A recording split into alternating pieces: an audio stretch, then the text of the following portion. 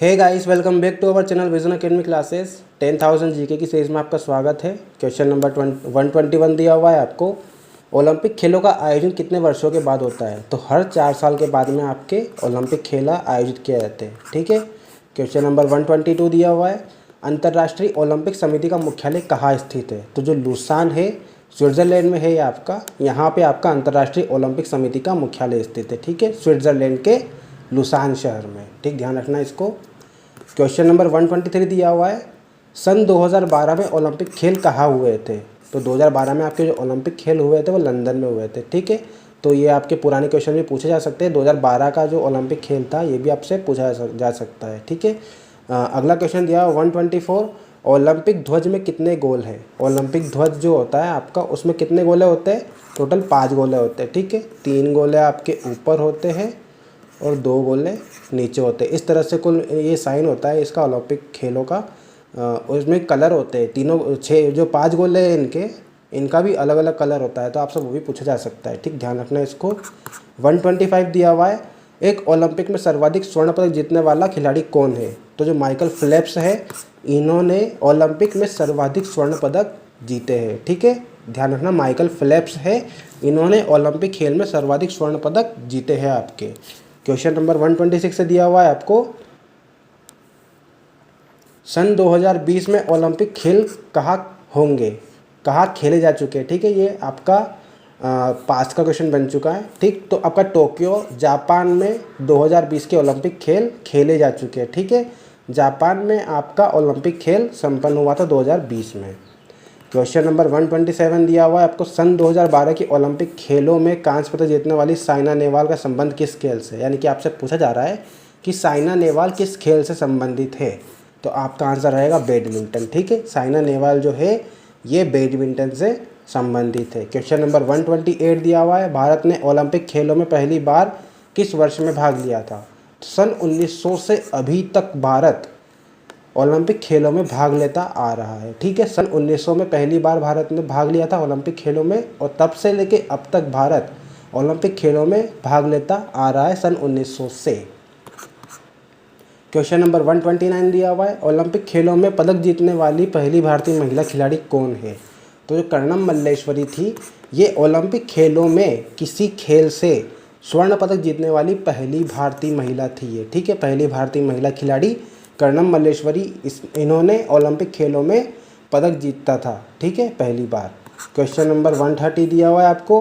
Back to the Vedas यानी कि वेदों की तरफ लौटो का नारा किसने दिया था? तो ये आपको महर्षि दयानंद सरस्वती जी ने दिया था। ठीक है, महर्षि दयानंद सरस्वती जी ने वेदों की ओर लौटो का नारा दिया था। अगला देखते हैं 131 दिया हुआ है क्वेश्चन।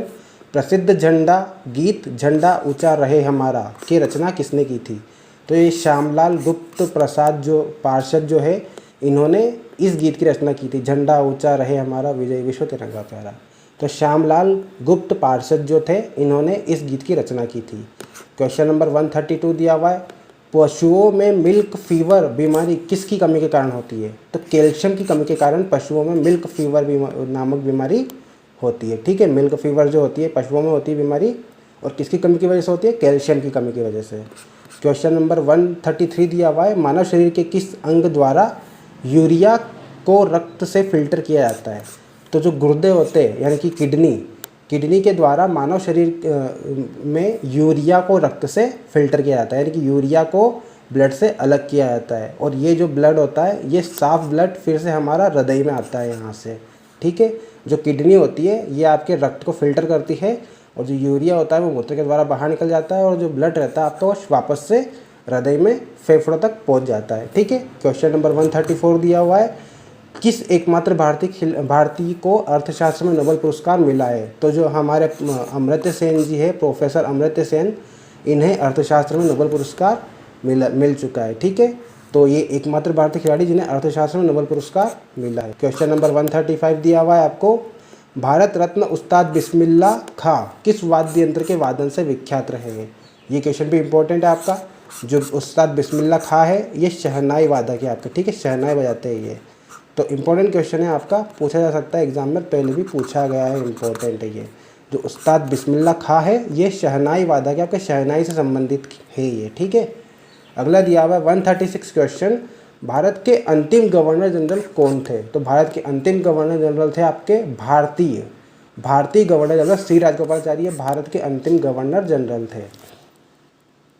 अंतिम गवर्नर जनरल में आपके दो नाम आते हैं, एक तो लॉर्ड माउंटबेटन और दूसरा सी राजगोपालाचारी। अगर आपसे पूछे क्वेश्चन में कि अंतिम भारतीय गवर्नर जनरल कौन थे और एकमात्र भारतीय गवर्नर जनरल, तो ये आपके सी राजगोपालाचारी आएंगे।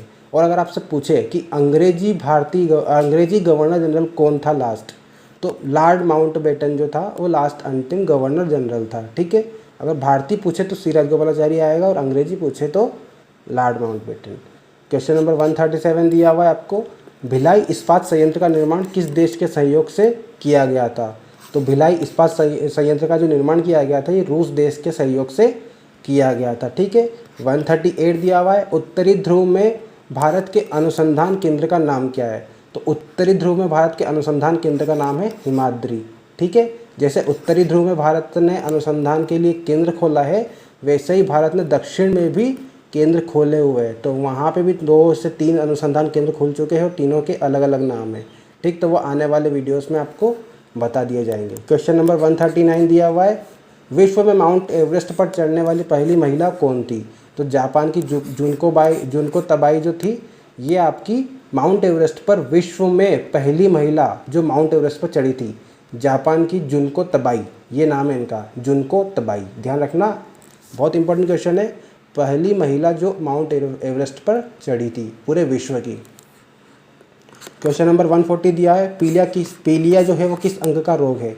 ये यकृत या लीवर को इफेक्ट करता है। ठीक है, जो पीलिया रोग होता है आपका, ये यकृत और लीवर पर प्रभाव डालता है आपका शरीर का। ठीक है, तो अगला क्वेश्चन दिया हुआ क्वेश्चन नंबर 141, द्रव सभी दिशाओं में समान दाब पारित करता है, यह कथन किस नियम से संबंधित है? ये पास्कल के नियम संबंधित है। ठीक है, जो द्रव होता है आपका वो सभी दिशाओं पर समान दाब लगाता है आपका। ठीक है, जो ये कथन किसका है? ये पास्कल के नियम का कथन है। ठीक, अगला दिया 142, क्लोरोफिल का खनिज घटक क्या है? मैग्नीशियम इसका आंसर रहेगा। ठीक है, जो मैग्नीशियम है ये क्लोरोफिल का खनिज घटक है। अगला दिया हुआ क्वेश्चन नंबर 143, एलपीजी गैस में क्या होता है? तो एलपीजी गैस में ब्यूटेन और प्रोपेन होती है आपकी। ठीक है, ब्यूटेन और प्रोपेन का मिश्रण होता है आपका एलपीजी गैस, पर ज़्यादातर मात्रा में ब्यूटेन होती है, इसलिए इसका आंसर हमेशा आपको ब्यूटेन ही दिखेगा। ठीक, क्वेश्चन नंबर 144 दिया हुआ है, किसने सर्वप्रथम अशोक के अभिलेखों को पढ़ा? तो जेम्स प्रिंसेस जो थे, इन्होंने सर्वप्रथम अशोक के अभिलेखों को पढ़ा है। ठीक है, ध्यान रखना, अशोक के अभिलेखों को सर्वप्रथम जेम्स प्रिंसेस ने पढ़ा था। क्वेश्चन नंबर 145 दिया हुआ है, किस बौद्ध भिक्षु के प्रभाव में अशोक ने बौद्ध धर्म ग्रहण किया था? तो उपगुप्त के प्रभाव में, जो बौद्ध भिक्षु थे उपगुप्त, उनके प्रभाव में अशोक ने बौद्ध धर्म को ग्रहण किया था। अगला दिया हुआ क्वेश्चन नंबर 146, कौन सा मुगल बादशाह अशिक्षित था? तो मुगल बादशाह आपके बहुत सारे हुए, जिसमें आपके जो अकबर थे वो आपके अशिक्षित थे। ठीक, सबसे पहला मुगल बादशाह बाबर था, फिर हुमायूं, फिर अकबर। तो तीसरे नंबर के जो मुगल बादशाह थे आपके वो अशिक्षित थे और बाकी सभी बादशाह आपके शिक्षित थे। ठीक, एकमात्र मुगल बादशाह जो अशिक्षित था वो अकबर था। ठीक है, ध्यान रखना इसे। अगला क्वेश्चन दिया हुआ है क्वेश्चन नंबर 147, अमृतसर शहर की स्थापना किसने की? तो गुरु रामदास जी ने अमृतसर शहर की स्थापना की है आपकी। ठीक है, ये सिखों के गुरु है आपके, 10वें गुरुओं में इनका नाम आता है, सिखों के गुरु रामदास जी, इन्होंने अमृतसर शहर की स्थापना की। चौथे नंबर के गुरु है ये आपके गुरु रामदास जी, इन्होंने अमृतसर शहर को बसाया था। 148 दिया हुआ है, गदर पार्टी का संस्थापक कौन था? तो लाला हरदयाल जो थे ये गदर पार्टी के संस्थापक थे। ठीक है, ध्यान रखना। 149 दिया हुआ है, सिख इतिहास में लंगर प्रथा किसने शुरू की? तो गुरु अंगद देव जी जो थे, इन्होंने लंगर प्रथा को प्रारंभ किया था। ठीक है, तो ध्यान रखना, जो गुरु अंगद देव जी थे इन्होंने लंगर प्रथा की शुरुआत की थी। ये भी सिखों के गुरुओं के क्रम में ही है। इस क्वेश्चन का, इस वीडियो का लास्ट क्वेश्चन है आपका 150, सबसे प्राचीन वेद कौन सा है? तो जो ऋग्वेद है ये सबसे प्राचीनतम वेद है। टोटल 4 वेद है आपके, ऋग्वेद, यजुर्वेद, सामवेद और अथर्ववेद। ठीक है, 4 तरह के वेद है और चारों वेदों में अलग अलग कर्मकांड बताए हुए हैं, तो ये आपके लिए इम्पोर्टेंट रहेंगे। आने वाली वीडियोस में इनके बारे में जानकारी भी दी जाएगी आपको। तो आई होप आपको ये वीडियो पसंद आया होगा। अगर वीडियो पसंद आया तो प्लीज़ लाइक कीजिए, कमेंट करके बताइए आपको वीडियो कैसा लगा। अगर आप चैनल पर नए हो सब्सक्राइब कर लीजिए, पास में जो बेल आइकन से प्रेस कर दिए ताकि आपको आने वाली वीडियो का नोटिफिकेशन मिल जाए। और अभी तक आपने दोस्तों को शेयर नहीं किया है तो शेयर कर दीजिए ताकि वो भी ये वीडियो देखें और उनका भी नॉलेज इंप्रूव हो। ठीक, तो मिलते हैं अगले वीडियो में, तब तक के लिए ध्यान रखिए अपना। Thank you guys.